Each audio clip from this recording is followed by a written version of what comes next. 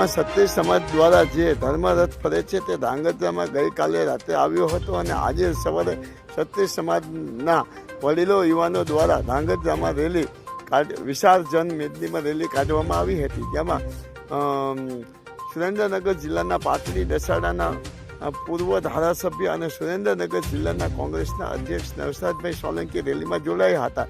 ત્યારે આ ક્ષત્રિય સમાજ દ્વારા જે રેલી કાઢવામાં આવી હતી, જેમાં ધાંગધ્રા શહેરના વિશાળ જનમેદનીમાં ક્ષત્રિય સમાજના લોકો રેલીમાં જોડાયા હતા અને તમામ જ્ઞાતિ જાતિ વર્ગના લોકો પણ જોડાયા હતા. ત્યારે પુરુષોત્તમ રૂપાલા હાય હાયના નારા લાગ્યા હતા. ત્યારે ક્ષત્રિય સમાજ દ્વારા જય ભવાની ભાજપ જવાનીના અને હાય રે હાય ભાજપના નારા લાગ્યા હતા.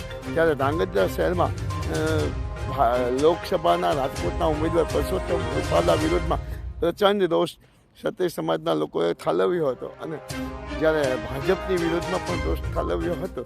ત્યારે હાય રે હાય ભાજપના નારા લગાવી ધાંગધ્રા શહેરના ક્ષત્રિય સમાજના અન્ય સમાજના લોકો પણ આ રેલીની અંદર જોડાયા હતા. માયાજાન ન્યૂઝ ચેનલ જયેશ સુરેન્દ્રનગર.